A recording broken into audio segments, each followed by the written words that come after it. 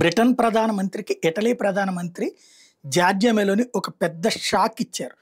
ఏదైతే అమెరికాతో పాటుగా ఈ యూరప్ దేశాలకు సంబంధించిన 20 దేశాల అధినేతలు గాజా ఒప్పందం నేపథ్యంలో సంతకాలు పెట్టడానికి అక్కడికి వెళ్లారు.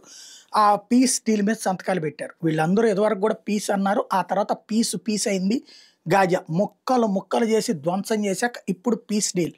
పోనీ ఇప్పుడైనా చిత్తశుద్ధితో ఉందంటే నామకే వాస్తే చెప్పాడు కాబట్టి ఆపామన్నట్టుంది. చివరికి వాళ్ళు వదిలిపెట్టినటువంటి 20 మంది మిగతా 25 మహిళల శవాలు తప్పించి ఏమీ లేవు. ఆ శవాలని అప్పగించడానికి కూడా నానా తిప్పలు పెడుతున్నటువంటి పరిస్థితి. ఏంటయ్యా అంటే 20 మందిని బతికున్న వాళ్ళని 20 మందిని వదిలిపెట్టేశారని సంతోషం తప్పించి ఏం లేదు. ఇంకోవైపున చూస్తుంటే గాజాలో అరాచకం కొనసాగుతూనే ఉన్నది. గ్రౌండ్ లెవెల్లో బయటికి కనిపించినటువంటి ఒక విచిత్ర వాతావరణం నెలకొనుంది.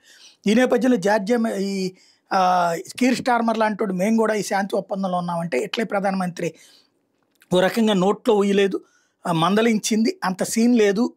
అసలు తన దేశంలోనే శాంతి లేకుండా పోయింది. బ్రిటన్లో ఉన్నటువంటి ప్రజలే స్వేచ్ఛ కోరుకుంటున్నారు. బ్రిటన్ పౌరులే ఇవాళ రోజున స్వేచ్ఛ కోల్పోయారు. ఇస్లామిక్ టెర్రరిజం అక్కడ విపరీతంగా వేళ్ళు అనుకుంటుంటే కంట్రోల్ చేయలేనోడు వచ్చేసేసి ప్రపంచ శాంతి గురించి మాట్లాడుతుంటే అసహ్యంగా ఉంది. కీర్ స్టార్మర్ ముందు తన దేశాన్ని కాపాడుకోవాలి, తన దేశంలో జవాబుదారీ అవ్వాలన్నటువంటి పాయింట్ రైజ్ చేశారు.